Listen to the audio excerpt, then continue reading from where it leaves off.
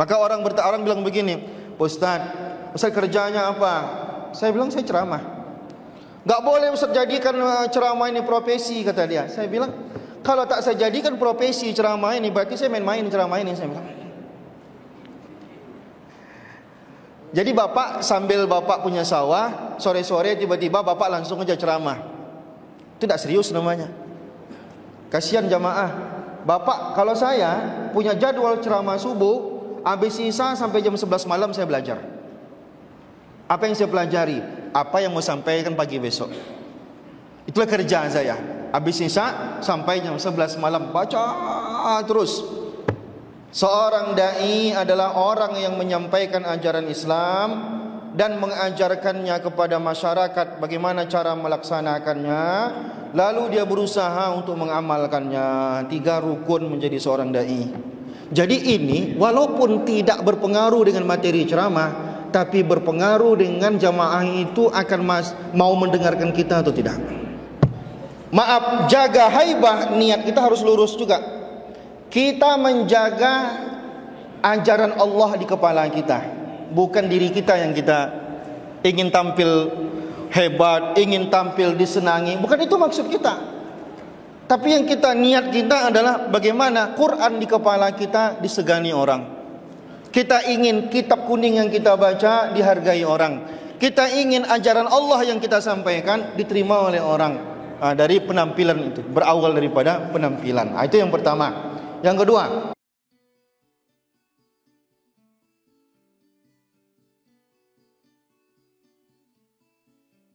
Assalamualaikum warahmatullahi wabarakatuh.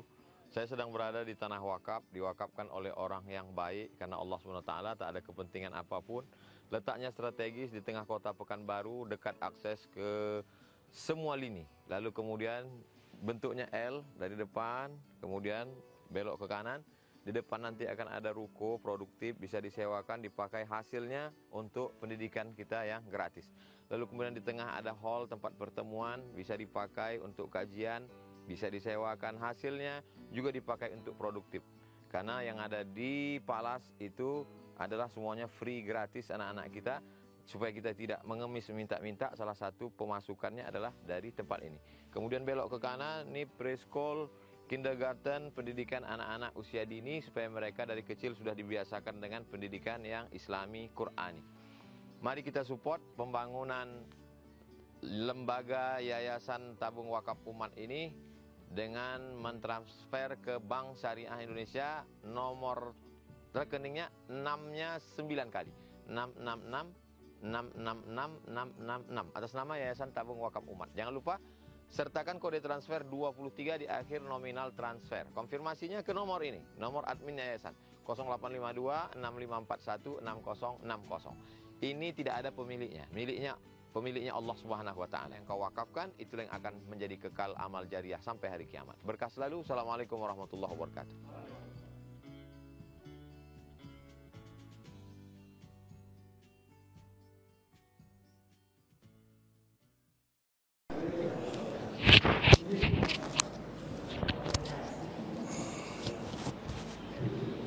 Assalamualaikum warahmatullahi wabarakatuh. Alhamdulillahirabbil alamin. Wassalatu wassalamu ala asyrafil anbiya'i wal mursalin wa ala alihi wa sahbihi ajmain. Rabbi shrah lana sudurana wa yassir lana umurana waghfir lana dzunubana amin ya rabbal alamin. Para asatizah yang Allah muliakan, terpuji Allah, alhamdulillahirabbil alamin. Dan kita berselawat Allahumma salli ala Sayyidina Muhammad wa ala alihi wa sahbihi ajma'in. Saya diminta untuk menyampaikan, sebenarnya materi yang ini sulit sebenarnya. Materi sulit yang saya kasih judul Turuqud Da'wah wa Asalibiha, atau keterjemahan bahasa kita, metodologi dan strategi dalam berdakwah. Sebenarnya kitab-kitab yang memuat materi ini banyak, Tapi kalau kita pakai kitab, itu tidak real dengan apa yang kita alami. Karena ini harus realistis. Harus realistis karena jamaah kita, jamaah yang ada di Saudi Arabia sana, tak sama seperti jamaah Dumai kan? Kurang lebih begitu. Nggak usah jauh-jauh lah, masyarakat Pekanbaru saja tipikalnya itu udah berbeda dengan, mungkin ada hal-hal yang berbeda dengan tipikal masyarakat Dumai. Saya lihat di Jawa jamaahnya beda dengan masyarakat jamaah Sumatera. Di Jawa itu kalau seandainya ada orang ngundang ustadz untuk berdoa, datang ke rumahnya. Betul-betul datang ke rumahnya, minta tolong betul-betul. Orang kita tidak tinggal telepon saja. Ada perbedaan, mungkin tipikal ataupun mungkin kultur dan lain-lain. Sehingga pembahasan metodologi itu mesti realistis dengan tipikal jamaahnya. Ini jamaah Sumatera, beda dengan jamaah Jawa. Begitu kurang lebih. Tidak bisa. Ada memang teori yang memang teori itu baku. Di mana saja kita pakai teori itu bisa berlaku. Ada hal-hal yang tak bisa dipakai di mana tempat. Oleh karena itu mungkin lebih cocok ya, karena kita sama-sama berdakwah di Sumatera, apalagi kita sama-sama di Riau, mungkin tipikal jamaahnya beda. Ingat, jamaah kita bukan santri yang belajar ta'limul muta'allim. Paham maksudnya Pak ya? Kalau dia belajar ta'lim muta'allim, itu lebih enak bagi kita untuk menyampaikan dakwah pada mereka. Mereka banyak kan yang udah pensiun, baru ke masjid. Udah tak pernah belajar agama, takut mati, akhirnya ke masjid. Maka tak sama seperti santri yang dididik dari kecil. Mereka tak tahu apa-apa, tiba-tiba di akhir hayat pergi ke masjid ikut ngaji. Jadi kebijaksanaan seorang dai adalah dia melihat mad'unya siapa dan menyesuaikan metodologi apa yang harus digunakan dan menyesuaikan level materi yang akan disampaikan. Kenapa? Karena tujuannya adalah menyampaikan apa yang kita sampaikan, bukan hanya ke telinganya. Kalau sekedar ke telinganya, yang penting suara mic jelas. Yang penting suara mic jelas. Dan ini penting. Saya kalau mic tak jelas, saya keringatan. Dan bapak pun kalau suara mic tak jelas, pasti keringatan di masjid ceramahnya. Kenapa bapak keringatan? Karena energi bapak habis untuk mengimbangi masjid. Apalagi banyak anak-anak, apalagi suara hari hujan. Itu 5 menit sama seperti ceramah 30 menit itu. Habis keringatan semuanya. Maka ini memang penting, ini nomor 1 ini. Maka saya di mana-mana masjid kalau suara mic-nya jelek, itu saya sindir itu. Saya bilang aja, enggak ada rupanya kas masjid nih Pak untuk beli mic, saya bilang aja langsung. Tak sampai ke jemaah. Apalagi ibu-ibu ramai di belakang gitu ya. Ada jemaah ini umur dia mungkin dah di atas 60, ada yang 70 ke atas. Menjerit pun kita enggak dengar dia, apalagi suara mic-nya jelek gitu. Ini hal-hal kecil seperti itu, kedengaran sederhana, tapi itu adalah menjadi syarat mutlak apa yang ingin kita sampaikan masuk kepada jemaah kita. Jadi target kita satu aja. Apa yang ingin kita sampaikan tidak hanya lewat ke telinga jemaah, tapi juga masuk ke dalam hatinya. Maka ada hal yang persiapan bersifat zahir, ada juga hal-hal yang bersifat ruhani. Yang zahir itu apa? Ini zahir. Materi yang disiapkan itu zahir, tapi ada yang bersifat rohani. Apa yang bersifat rohani? Keterkesimahannya jamaah mendengar materi kita dan tersimpan dalam hatinya, itu yang sulit untuk didapatkan. Kalau tidak ada keikhlasan dari seorang dai, atau dai itu tak menjalankan apa yang dia sampaikan, itu rasanya mustahil itu sampai ke hati jamaah. Karena apa yang ada di mulutnya yang dia keluarkan tidak betul-betul keluar dari hati dia. Kalau tidak keluar dari hati dia, tak akan masuk ke hati jamaahnya. Itu syarat mutlak itu. Jadi ada hal-hal yang bersifat zahir, ada hal-hal yang bersifat ruhani. Ada hal-hal yang bersifat materi, pendukung, ada hal-hal yang bersifat betul-betul non materi dan itu juga sangat mendukung. Nah, sekarang saya fokus ke teori-teori dasar saja. Judul kita adalah Turuqud Da'wah wa Asalibuha, metodologi dan strategi. Strategi banyak. Hari ini medsos juga menjadi tempat jadi strategi. Tulisan juga termasuk turuk ataupun nanti metodologi. Nah, sekarang kita fokus karena targetnya malam Ramadan, kita ambil yang satu saja, yaitu berdakwah bil lisan. Nah, kalau turuk itu jamak daripada kata thariqah.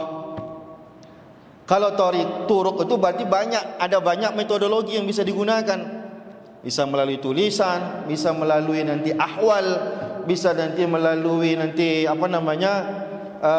banyak media-media yang bisa digunakan. Nah, kita hari ini kena menghadapi Ramadan, fokus kita pada satu thariqah saja, yaitu dakwah bil lisan. Itu ya. Ini dakwah. Jadi dakwah itu umum. Ini dulu. Di dalamnya ada tabligh. Tabligh bagian daripada berdakwah. Ta'lim juga bagian daripada berdakwah. Tapi sekarang kita fokuskan diri kita sebagai berdakwah, sebagai mubaligh atau sebagai muallim. Diperluas lagi nanti, kita berdakwah sebagai mubaligh, sebagai muallim, sebagai mujtahid atau sebagai mufti. Nah, ini beda lagi nanti. Ada orang kemampuannya baru sampai kepada tabligh, tapi berijtihad dia ketika ceramah. Ini sesat jemaah dibuat dia. Secara umum kita semua berdakwah. Jamaah kita pun berdakwah juga. Karena dakwah itu hakikatnya cuma ngajak. Orang baru tobat hari ini tak belajar dia bisa berdakwah. Gabung dia jemaah tabligh dia udah bisa dia berdakwah. Karena dakwah itu cuma ngajak. Tapi di dalam berdakwah itu ada level-levelnya. Ada orang dia sekedar mubaligh. Ini kita coba tengok di kita di mana gitu ya. Mubaligh itu siapa? Nyampaikan aja. Apa yang dia nukil dia sampaikan. Dibacanya buku, disampaikannya ke jamaah. Itu namanya mubaligh. Nabi Muhammad itu sebagai apa? Mubaligh. Dia cuma menyampaikan apa yang disuruh oleh Allah disampaikan kepada umat. Maka Nabi Muhammad punya sifat wajib sebagai seorang rasul. Dia wajib tabligh. Naik ke level tabligh, nanti kita bisa sampai ke level muallim. Muallim apa? Guru. Ini biasanya ceramah-ceramah rutin lah ya di masjid-masjid. Bapak-bapak yang ceramah rutin, baca kitab di setiap malam Jumat atau malam Rabu, itu kategori dakwahnya bukan hanya mubaligh. Mubaligh itu sifatnya bagaimana mengolah retorika di jamaah, di tabligh akbar dan segala macam. Tapi kalau guru, dia sudah sampai, dia mesti memiliki sifat irsyad, membimbing jamaahnya. Bisa diolah sama dia. Kenapa? Karena durasi dia panjang dan rutin setiap bulan. Kalau tak rutin setiap bulan, tak bisa kita jadi mubaligh, jadi muallim. Maka upayakan ceramah kita itu minimal satu masjid itu satu bulan gitu. Kalau bisa 4 kali dalam 1 bulan. Kalau sudah ada jadwal 4 kali sebulan, kita udah bisa menjadi muallim di situ. Layaknya kita ngajar di pesantren, layaknya kita ngajar di ini. Betul-betul kita jadi muallim di situ. Tak sekedar menjadi mubaligh, tak sekedar menjadi seorang dai biasa. Ada orang memang sampai ke level mujtahid, tapi dalam berdakwah ceramah tak perlu berijtihad. Yang lucunya ada orang tak sampai ke level ijtihad, dia berijtihad dalam dakwahnya. Ini hati-hati, sesat nanti jemaah. Biasakan bilang tak tahu kalau jemaah bertanya, kalau kita betul-betul tak tahu. Ini bebannya besar. Imam Malik ditanya banyak, dia cuma jawab sedikit, selebihnya wallahu alam. Yang ini yang memalukan bagi kita di tengah masyarakat. Ustaz, ini apa jawabannya Ustaz? Langsunglah main macam ijtihad, berjtihad kita. Padahal kapasitas ijtihadnya tidak ada. Hati-hati. Atau dia adalah seorang mufti. Kalau mufti nanti negara yang punya. Negara punya seorang mufti. Tapi di negara kita tidak ada mufti ya. Kalau Rusia itu walaupun Islamnya dikit, dia ada muftinya. Mufti, hukum yang dia keluarkan itu mengikat oleh negara, diikat oleh negara. Kalau dia dikeluarkan oleh mufti, maka akan dilindungi pakai hukum, pakai polisi atau segala macam. Nah, sekarang kita tadi di level mana? Kita tadi berdakwah, level kita paling cuma 2 tadi. Apakah kita ni sebagai seorang mubaligh saja, atau kita tadi levelnya sudah sampai ke tahap muallim? Itu ya. Ini pertama dulu yang kita pahami. Nah, sekarang kita fokus ke dakwah.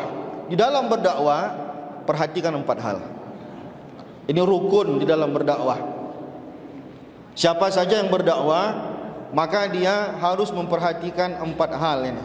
Maka mengkaji tentang dakwah, kaji tentang 4 hal. Pertama, dai, pendakwah itu sendiri.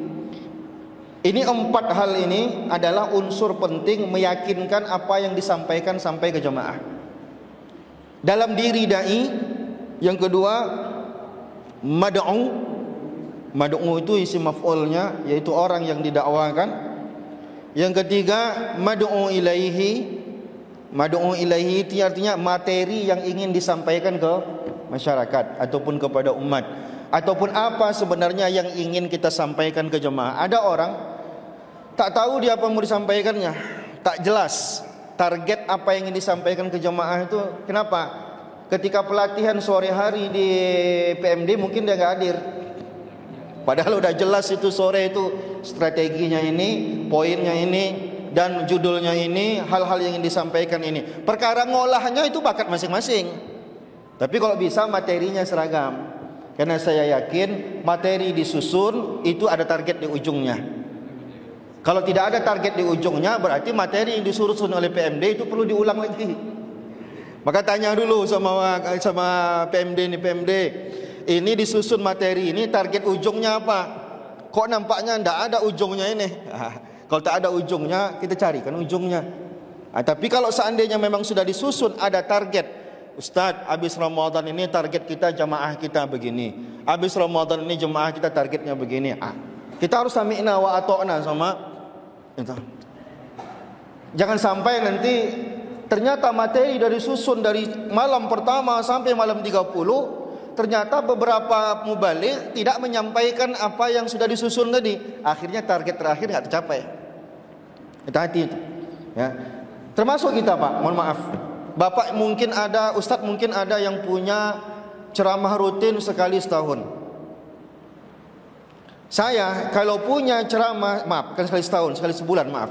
Saya kalau punya jadwal sekali sebulan, berarti saya hitung berapa kali saya akan ceramah di masjid itu. Ramadan kan tidak mungkin. Ya, biasanya mulai Syawal sampai bulan Sya'ban. Berarti berapa kali? 11. Taruhlah 10 kali. Saya 10 kali saya ceramah, saya harus punya target. Ke-10-nya itu jamaah jadi apa? Kalau fikih misalkan, fikih yang mana? Kira-kira 10 materi ini, 10 kali pertemuan ini apa yang mau disampaikan? Syawal itu udah sibuk saya. Pertama mikirkan kitabnya apa, materinya apa. Kalau jamaah nuntut minta materi sesuatu, saya udah mulai sibuk menyusun silabusnya. Nih, malam pertama ini, bulan kedua ini, bulan ketiga ini, bulan keempat ini, target saya di Sya'ban orang itu jadi apa? Karena Ramadan tidak bisa. Ramadan biasanya itu sudah diatur oleh masjid. Target Ramadan itu bagaimana orang bergairah untuk beribadah saja. Apalagi kalau tarawih, menjelang tarawih gitu. Kalau Bapak mau seperti itu, insya Allah laris di jamaah, Pak. Insya Allah laris di jamaah. Maaf, ini kita bukan masalah materialistis, enggak. Kita kan upayakan kita laris di jamaah.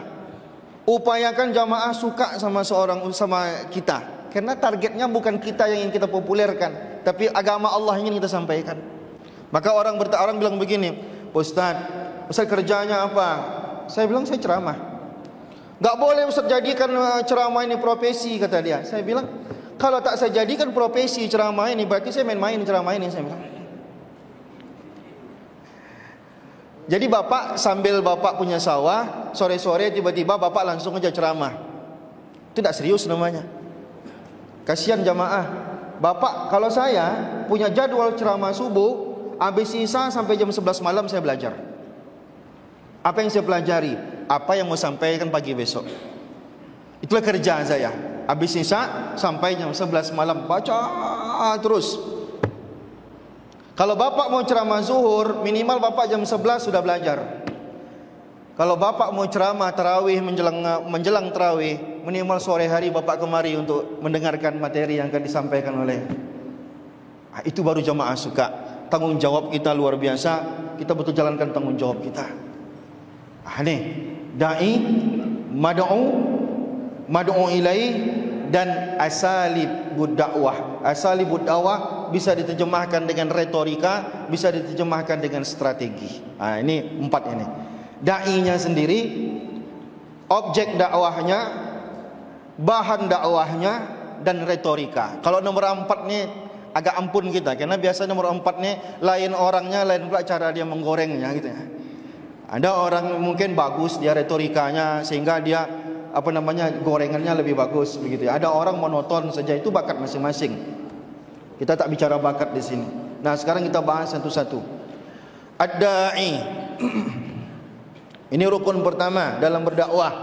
Yang paling penting yang pertama dalam rukun berdakwah adalah pendakwah. Siapa itu pendakwah? Al-muballighu lil Islam wal muallimu lahu wasa'iu ila tatbiqihi. Seorang dai adalah orang yang menyampaikan ajaran Islam dan mengajarkannya kepada masyarakat bagaimana cara melaksanakannya, lalu dia berusaha untuk mengamalkannya. 3 rukun menjadi seorang dai. Apa yang pertama? Menyampaikan. Lalu kemudian setelah disampaikan, diajarkan bagaimana cara mengamalkannya. Dan yang ketiga, dia sendiri berusaha untuk mengamalkannya. Ini 3 ini unsur. Tidak ada unsur 3 ini. Bebuih mulut bapak nyuruh orang tahajud, enggak akan tahajud orang kalau bapak sendiri enggak tahajud. Bebuih mulut kita menyuruh orang beristighfar, kalau kita tak beristighfar tak akan masuk ke hatinya untuk beristighfar itu. Itu tidak bisa. Itu saya bilang tadi, ada unsur ruhani. Unsur rohani itu dari mana bisa datangnya? Ada pancaran cahaya dari apa yang kita sampaikan. Jamaah nengok mata kita, Pak. Apalagi sekarang kita aktivitas kita udah ada di Facebook. Aktivitas kita sudah ada di Instagram. Saya tidak tahu Ustaz ini pakai Facebook atau Instagram atau tidak. Disorot sama jamaah. Disorot sama jamaah. Keseharian Ustaz itu disorot sama jamaah. Kenapa? Bagi umat, bagi masyarakat, Ustaz itu adalah qudwah mereka, menggantikan Rasulullah sallallahu alaihi wasallam. Jamaah kita Pak enggak ngerti dia mana ulama. Hati-hati. Kita kadang baru pandai ceramah langsung dipanggil ulama. Mestinya tak cocok dipanggil ulama. Ulama itu betul-betul tinggi kualitasnya. Cuman kita kena masyarakat tahunya asalkan pandai ceramah itu ulama. Ya kita kan gak mungkin kita setiap hari bilang, Pak tolong jangan panggil saya ulama Pak. Kan tak mungkin itu kerjaan kita. Nah sekarang ulama di mata masyarakat itu apa? Ulama di mata masyarakat itu adalah pengganti Rasulullah sallallahu alaihi wasallam. Kan itu al-ulama warasatul anbiya. Maka Bapak Ibu yang dimuliakan Allah Subhanahu wa taala, hal yang pertama diperhatikan oleh masyarakat adalah keseharian kita. Bapak jogging pakai celana pendek, nampak jamaah lutut bapak. Malamnya bapak ceramah di situ. Kata jamaah, ini besar omong aja ini. Walaupun mungkin tak semua, karena tak semua lihat gitu ya. Yang lihat minimal mencemooh kita dalam hati dia. Maka bagi seorang dai setidaknya ada 3 unsur penting yang perlu diperhatikan. Pertama, seorang dai mesti menjaga hibahnya sebagai seorang dai. Apa hibah itu kalau terjemah bahasa kita ya? Kalau mungkin lebih enak menerjemahkannya wibawa dia sebagai seorang pendakwah. Ini bahasa pendakwah ini umum ini Pak. Mulai dari penampilan kita, gaya bicara kita, dan semua ahwal kita akan mempengaruhi haibah kita. Saya ulangi, apa itu haibah seorang ustaz? Yang dimaksud dengan haibah seorang ustaz adalah hal yang paling pertama yang akan dilihat oleh jamaah sebelum ustaz itu berceramah. Belum bapak berceramah, apa yang diperhatikan jamaah kepada kita? Ya, tampilan kita yang ditengok sama dia. Betul tak?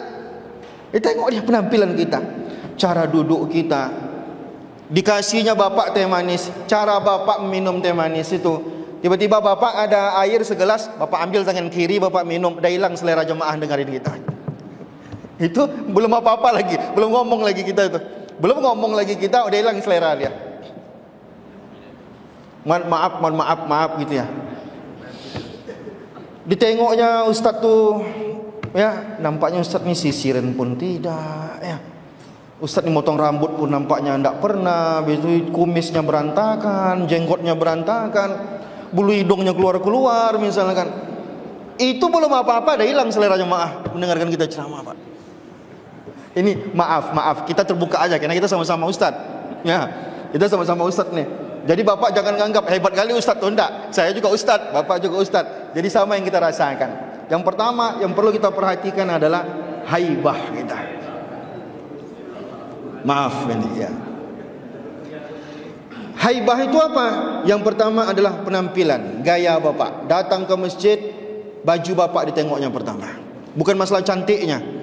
Kira-kira model gaya bapak gimana? Apalagi jemaah sekarang kritis, Pak. Nampaknya tidak matching warna peci sama warna sarung aja udah kritis jemaah itu. Bini kita diserang dia. Tak diperhatikan ibu itu, Pak Ustaz rupanya kata dia. Kok tak cocok warna peci sama salnya kata dia. Inilah jemaah kritis. Ini jemaah modern, bukan jemaah dulu. Kalau dulu yang penting ada ilmunya atau enggak. Sekarang enggak. Orang betul-betul entertain jemaah kita ini. Entertain. Kalau ada entertain tu dia banyak nonton, kebanyakan nonton akhirnya tahu dia modis enggak ustaz ini. Itu mempengaruhi. Jadi ini walaupun tidak berpengaruh dengan materi ceramah, tapi berpengaruh dengan jamaah itu akan mau mendengarkan kita atau tidak. Maka sore hari perhatikan penampilan. Sebelum kita tampil ke jemaah, perhatikan penampilan kita. Kita enggak mau bilang begini ya, Pak Ustaz, ini kan kita mau berdakwah nih Pak Ustaz, kenapa harus begitu? Enggak. Bukan dari sisi kita sebagai pendakwahnya, tapi yang kita pikirkan adalah dari sisi mad'u yang akan menerima dakwah itu. Ada orang tua di situ malam Ramadan itu. Ini apalagi Ramadan pertama, hati-hati. Ada anak muda di situ yang tak pernah ke masjid, disitulah kesempatan dia ke masjid malam pertama itu. Kasih kesan yang luar biasa pada malam itu. Apalagi kalau ibu-ibu ini sosialita orangnya, oh itu panjang penilaiannya itu. Tapi kita semaksimal mungkin. Haibah. Haibah itu apa? Cara kita berbicara dengan masyarakat. Kan jemaah itu juga ngajak kita bicara sebelum mulai ceramah atau habis ceramah. Itu jadi penilaian. Memang tak bisa dibuat-buat, tapi kita menjaga. Haibah yang terbaik adalah haibah yang lahir dari tahajud kita. Ketika orang rajin dia tahajud, Allah kasih haibah itu, pancaran cahaya itu pada diri dia. Atau ketaatan dia kepada Allah. Zikir-zikir dia membuat dia terlihat wajahnya ada ketenangan. Wuduk-wuduk dia melihat dari pancaran wajahnya ada cahaya wuduk. Itu yang terbaik. Tapi wallahu a'lam bishawab, maka kita perhatikan ini haibah yang pertama. Haibah ini apa? Haibah ini penampilan. Maka Imam Malik, kalau ada 5.000 orang yang di majelis Imam Malik, 5.000 orang dengarkan Imam Malik ceramah, itu 4.500-nya itu cuma lihat ahwal Imam Malik. Cuma 500 yang mencatat, Pak. Berapa? 5.000. Yang mendengarkan ceramah Imam Malik 5.000, saya ulangi, 4.500 nengok Imam Malik minum pakai tangan apa, melihat Imam Malik bagaimana cara duduknya, ahwal Imam Malik itu yang ditengok sama dia. Maka lisanul hal absahu min lisanil maqal. Ahwal itu apa? Cara duduk kita, cara kita bicara dengan orang, cara kita pakai baju, cara kita menjaga penampilan, cara kita untuk memakai peci, cara kita kemana-mana pakai syal, cara kita kemana-mana bawa tasbih, itu disebut dengan lisanul hal. Mentransfer dakwah melalui ahwal itu jauh lebih efisien dibandingkan mentransfer dakwah dengan maqal. Itu hati-hati itu. Sederhananya gini, apa yang membuat orang lebih takut?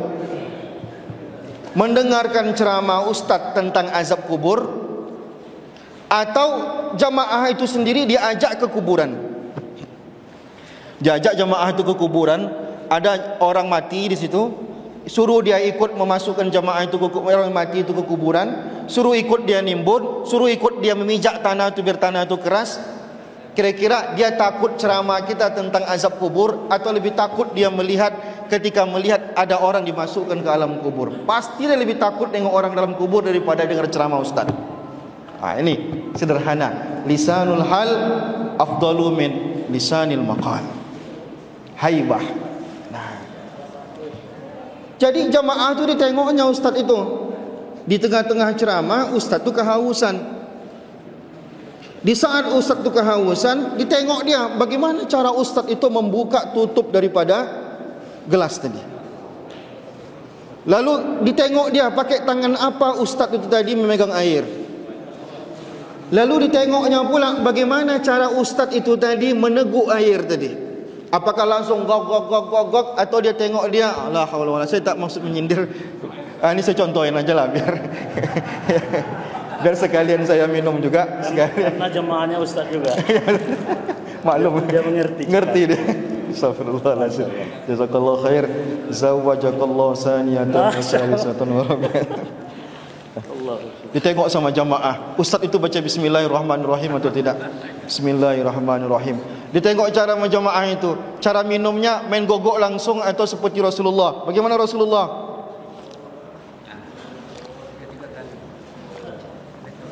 Alhamdulillahirabbil alamin. Ditengok sama jamaah, itu yang ditiru di rumah dia. Tapi kalau tiba-tiba ustaz tu kehausan, diambil yang tangan kiri, apa di hati dia? Ustaz ni tak belajar berarti. Ustaz diundang lagi. Langsung dapat surat ini, ketua PMD dapat surat, tolong ustaz itu jangan kirim ke masjid kami lagi, kata dia. Maaf. Haibah, Pak. Jaga haibah. Maaf, jaga haibah, niat kita harus lurus juga. Kita menjaga ajaran Allah di kepala kita, bukan diri kita yang kita ingin tampil hebat, ingin tampil disenangi. Bukan itu maksud kita. Tapi yang kita niat kita adalah bagaimana Quran di kepala kita disegani orang. Kita ingin kitab kuning yang kita baca dihargai orang. Kita ingin ajaran Allah yang kita sampaikan diterima oleh orang. Dari penampilan itu, berawal daripada penampilan. Itu yang pertama. Yang kedua, ini mudah-mudahan waktunya cukup ya. Kalau tak cukup sampai mana cukupnya lah. Dan yang kedua, unsur yang paling penting untuk diperhatikan oleh seorang dai, dia harus memiliki saqafah. Saqafah bukan hanya ilmu. Ingat, saqafah terjemahannya bukan hanya keilmuan, tapi saqafah itu lebih luas, maknanya adalah wawasan. Kalau ilmu, Pak, apa ilmu Bapak? Saya pernah khatam Arba'in Nawawi, saya pernah khatam Matan Takrib, saya pernah khatam Sahih Bukhari, saya punya sanad Kutubus Sittah. Itu ilmu tu, Pak. Saya tahu ini halal, ini haram, ini halal, ini haram. Itu yang ada di kitab. Tapi saqafah maksudnya adalah dia tahu apa yang sedang terjadi di masyarakatnya. Itu saqafah itu. Karena dunia ini berkembang, Pak. Maka yang paling sulit bagi seorang ustadz, pertama ustadz-ustadz yang mungkin senior ya, maaf, jendela dia untuk melihat dunia itu kadang malah lebih luas pandangan jamaah daripada ustadznya. Itu susah itu kita itu. Ya kita tak mesti cerdas semuanya. Artinya ketika jamaah nanya politik, tak mesti kita harus cerdas tentang politik, tak mesti. Tapi sakofah yang dimaksud adalah jangan sampai informasi orang yang kita ceramahi lebih banyak daripada kita. Maka hari ini misal, saya contoh sederhana. Tiba-tiba jamaah nanya, "Pak Ustaz, apa menurut Pak Ustaz tentang si Rara yang kemarin itu mawang hujan di Mandalika?" kata dia. Tiba-tiba jemaah nanya begitu. Kita pun bingung, Rara mana ini ya? Berarti wawasan kita kurang ini, Pak. Malu kita sama jemaah. Ini maksud saya, maaf maksud saya. Kalau wawasan keilmuan tadi sudah jelas ya, saya tak perlu ajarkan ke Ustaz masalah wawasan keilmuan. Mungkin Ustaz ada yang tamat pesantren, ada yang mungkin tamat S1, S2, S3. Tapi yang perlu kita perhatikan bukan hanya itu konsep dasar. Itu adalah harga mutlak yang tak bisa ditawar-tawar. Sebagai seorang dai, dia mesti punya wawasan keilmuan. Tapi wawasan tentang apa yang sedang terjadi di sekitar yang dia ceramahi, dia mesti tahu. Jangan nanti jamaah kita terpelongo-pelongo, apa Pak ya? Ustaz, semua orang udah tahu loh, Ustaz aja yang belum tahu lagi, katanya, kan malu kita. Akhirnya apa? Masalahnya di mana? Ketika pertanyaan itu dilontarkan sama kita, jawaban kita aneh. Kenapa jawaban kita aneh? Karena kita tak tahu apa sebenarnya realitanya. Itu bahaya itu. Maka hati-hati ya, kata orang Arab, man takallama fi ghairi fannihi ata bil ajaib. Akhirnya orang berbicara hal yang tidak dia kuasai, maka jawaban-jawabannya itu ajaib-ajaib. Ajaibnya bukan karena hebatnya, tidak. Ajaibnya kata jamaah, kok macam tak pernah dengar ya jawaban begini. Aneh-aneh maksudnya. Nyeleneh. Kenapa tak nyeleneh? Kenapa nyeleneh? Karena dia tak ada ilmunya tapi dia jawab. Maka harus ada sakofah. Baik dari segi keilmuan dia harus kuasai, kemudian dari wawasannya juga dia harus kuasai. Apalagi kalau tipikal jemaah Pekanbaru sekarang, Pak, nggak tahu kalau di Dumai ya. Kalau Pekanbaru sekarang ustaz tuh ditanya dia kepakaran ustaz tuh di bidang apa. Ini agak udah kayak mahasiswa jemaah Pekanbaru itu nah. Ditanya dia, nanti setelah itu ditanya lagi kitabnya akan dibaca kitab apa begitu. Kalau dulu kan tak pernah jemaah nanya ini. Yang penting pandai kita ngolah, udah selesai gitu. Satu hadis bisa untuk 10 kali ceramah gitu. Sekarang tak bisa. Agak kritis jemaahnya. Materinya apa? Kitabnya apa? Rujukannya siapa? Dan itu bagus. Membuat ustadznya belajar begitu. Nah, begitu ya. Nah, jadi seorang ustadz dia harus asah terus. Maka kami di Pekanbaru, Pak, maaf, saya tak ngajarin. Wallah na'udzubillah saya ngajarin seorang ustaz. Kami Pekanbaru itu minimal 1 minggu itu 2 kali muzakarah. Saya pimpinannya. Hari Rabu muzakarahnya saya sebutkan. Kitab Mahali kami muzakarahkan. Karena masyarakat Pekanbaru itu mazhabnya fikihnya Syafi'i. Maka kami setiap Rabu itu kadang baca kitab Mahali. Selain Mahali kami juga muzakarah kitab Ghayatul Wusul, kitab usul fikih. Ini harus kami muzakarahkan karena nanti kadang banyak masalah-masalah baru yang terjadi yang harus diselesaikan pakai usul fikih. Kami juga muzakarah tadribur rawi. Karena tipikal masyarakat sekarang dia nanya ini hadis ini sahih atau tidak, di mana segala macam. Kami juga bermuzakarah kitab Allahumma sholli ala sayyidina Al-Ibanah, ini akidah dalam mazhab akidah Imam Al-Asy'ari. Itu kan muzakarah kan. Minimal 1 minggu itu muzakarah rutin ada 5 sampai 6 kami laksanakan. Ada masalah-masalah yang terjadi di lagi heboh, itu kami angkat dalam muzakarah. Contoh misalkan lagi heboh tentang apa? Lagi heboh tentang apa hukum pawang hujan. Itu yang muzakarah kan. Kenapa? Karena nanti pertanyaan masyarakat akan menyinggung itu. Pawang hujan ya, maaf. Ya, pawang hujan. Apalagi misalkan lagi hangat. Misalkan. Ya, Pak. Nikah beda agama. Apa Pak? Apa tuh? Minyak goreng enggak Pak? Minyak goreng nanti, ya Bu. Pokoknya hal yang lagi heboh secara keilmuan itu kami kaji Pak. Dan ini tugas PMD nih. Ini usulan saya ke PMD. Usul saya kepada PMD, ada tak ada ustadz yang akan ikut buat muzakarah. Itu tanggung jawab kita terhadap masyarakat. Jangan sampai nanti ilmu jamaah kita lebih tinggi daripada kita. Karena dia tidak hanya belajar sama kita Pak, dia juga belajar sama yang lain. Dia juga belajar di YouTube, dia juga belajar nanti online. Jangan sampai jamaah lebih tahu daripada kita. Imbangi itu. Bagaimana caranya? Tanggung jawab kita sebagai seorang ustadz menginginkan jamaah belajar, kita duluan belajar Pak. Kita duluan belajar. Minimal seminggu sekali PMD memfasilitasi. Apa fasilitasi? Mungkin dimulai dari kitab-kitab yang paling sering dipakai orang untuk ceramah. Kitab fikih yang paling sering dipakai orang ceramah mungkin kitab Bulughul Maram, bisa hadisnya sekalian ke fikihnya. Ya kita diskusikan itu. Banyak karya-karya ulama mensyarah kitab Bulughul Maram.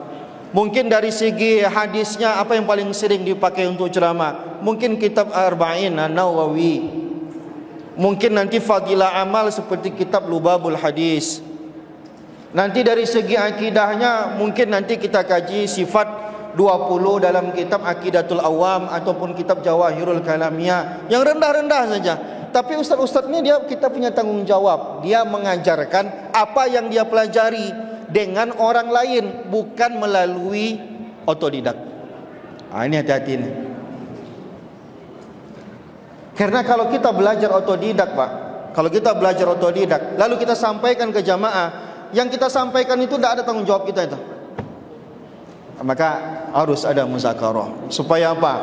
Jamaah tercerahkan. Kita menyuruh jamaah untuk belajar, kita pun memulai dari diri kita untuk belajar. Nah, yang kedua yang mesti dimiliki oleh seorang dai adalah dia harus punya sakofah yang cukup.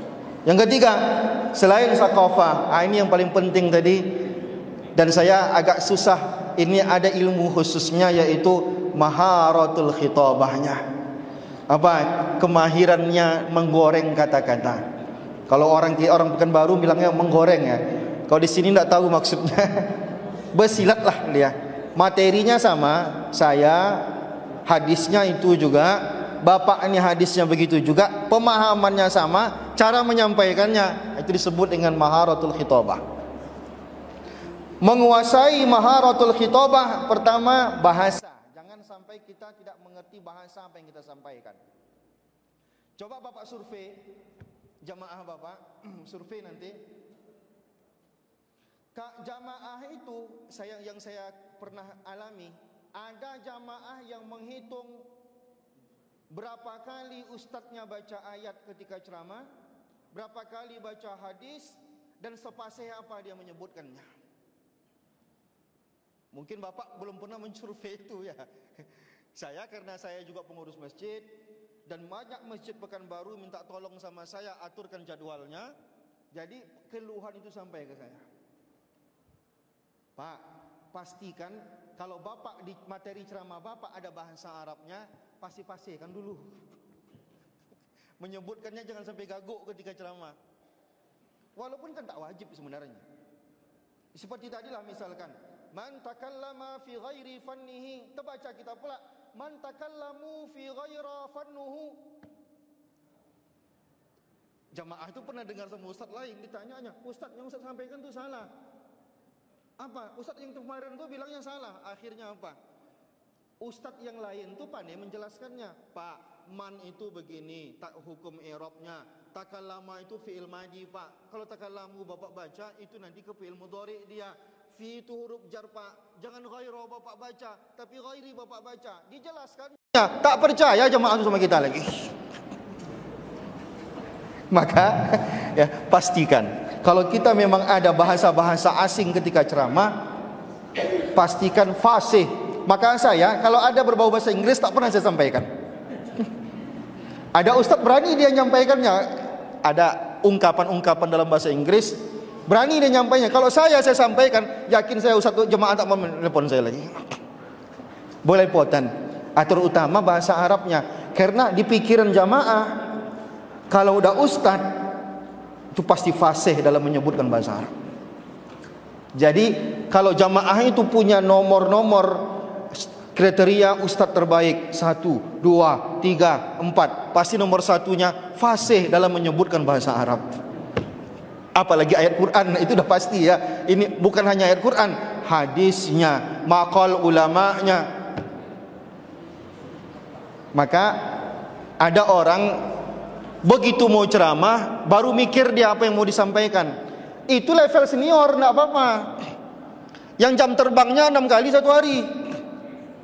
Tapi kalau jadwalnya cuma Ramadan aja, jangan. Kalau jadwalnya cuma Ramadan saja, sore itu datanglah kemari. Kan tadi udah diimbau sama ketua supaya nanti materi itu jelas. Pak, saya 3 tahun pertama itu pakai catatan kalau ceramah. Tahun keempat agak galau saya kalau pakai catatan, itu sering hilang dia. Ini tadi dari mana ke mana ini gitu. Tapi upayakan kalaupun tidak dicatat, di kepala kita pastikan itu udah ada. Memang bagusnya tuh sobat catatan. Karena jemaah kita begini Pak, jemaah kita ini tengok dia kalau bawa catatan tuh ilmunya di kertasnya gitu. Ini jemaah kita kadang jadi dosa untuk dia ya. Kita seharusnya apa? Mau pakai kertas, mau pakai kitab, dia kan sama aja. Pakai laptop pun sama aja. Untuk media baca namanya kan. Tapi jemaah ini perlu juga dibuat dia yakin sama kita. Ketika menyebutkan ayat tadi itu, tahu kita halaman berapa. Kok bisa Ustaz kayak Ustaz Hadi Hidayat tuh? Hah? Pak, halaman sekian, surat sekian, posisinya sebelah kanan. Itu kalau begitu tuh kita mampu begitu. Itu sujud-sujud itu jemaah sama kita. Kita maksudnya bukan buruk. Maksud kita adalah bagaimana, kan tujuan ceramah cuma satu. Agama Allah sampai ke hati mereka, kan itu. Apapun caranya. Merekayasa ceramah, itulah yang disebut dengan strategi. Maka kemahiran dalam berceramah, kemahiran dalam beretorika, syarat pertama, jangan sampai belepotan dalam menyebut ayat, jangan sampai belepotan dalam menyebut sanad hadis, jangan pernah belepotan dalam menyebut maqal ulama, apalagi barisnya bersalah-salahan. Tak salah rasanya Bapak fotokan. Kalau memang dapat Bapak ada satu ungkapan yang tak ada barisnya, kirim ke orang yang ngerti ilmu nahu sorab. Pak Ustadz tolong Ustadz voice note kan kira-kira bacaannya apa.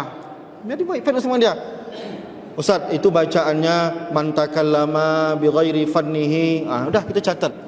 Saya rasa kita sesama ustadz ndaklah malu gitu ya. Karena itu memang tanggung jawab kita sesama. Sama-sama belajar sampai mati. Kita menceramai jamaah apa? Bapak, mari kita belajar minal mahdi ilal lahdi. Kita sendiri sungkan untuk belajar, mau gimana coba? Kemudian yang kedua, kemahiran berorasi itu harus mampu mengkontrol dan memilih diksi yang tepat. Tadi saya dengar beberapa kali disebutkan, jangan sampai kita setelah kita ceramah jamaah bertinju. Jangan sampai setelah kita berceramah jamaah malah pusing. Diksi yang tepat. Diksi yang tepat itu bagaimana? Jangan sampai bahasa anak orang profesor dipakai ke bahasa anak TK. Tinggi betul bahasa bapak nih. Padahal yang diceramahinya itu ilmunya masih ilmu anak TK. Dia bukan kagum Pak, dia tidur dengarnya. Apa ini sampai bapak nih? Tinggi betul ilmunya. Tidak cocok dia diksinya, tidak cocok penggunaan bahasanya, tidak cocok. Nanti kita bahas di situ. Kemudian kita mesti menyesuaikan kata berdasarkan kualitas audiens kita. Saya kalau diminta ceramah, pertama saya tanya, Pak, saya mau ceramah di situ, siapa aja yang ceramah di situ? Saya tengok dulu. Selain saya siapa saja? Karena saya tahu kawan-kawan saya biasanya nyampaikan apa saja. Saya tengok dulu, ini Pak, udah berapa lama pengajian ada di situ? Kita harus ukur kira-kira jamaah kita itu nanti cocoknya kita baca apa di situ. Nah, kita tengok dulu kira-kira kualitasnya di mana. Diundang di fakultas kita, Kadang diundang di prodi fakultas, misalkan di UIN, jangan samakan bahasa di masjid dengan di kampus. Misalkan bapak diundang di Setia tadi, ada Setia saya lihatnya. Kalau kampus yang undang, berarti kan sudah kita pastikan di situ adalah orang-orang yang masuk asar udah. Nampaknya cuma satu ini yang bisa kita sampaikan, artinya satu unsur dari 3 unsur lagi, baru unsur dai yang kita sampaikan. Tak cukup waktu kita untuk menyampaikan bagaimana kita mengolah madu'unya, bagaimana kita mengolah uslub dalam ceramahnya, dan bagaimana kita mengolah materinya. Mudah-mudahan nanti apa yang sudah saya tulis itu sedikit-sedikit mungkin bisa menjadi catatan, mungkin bapak olah sendiri apa yang kira-kira yang dimaksud. Saya mohon maaf jika ada penyampaian saya ini yang tidak benar ataupun salah, silakan diluruskan. Jika ada kebaikan dari apa yang saya sampaikan ini, mudah-mudahan jadi amal jariah bagi saya.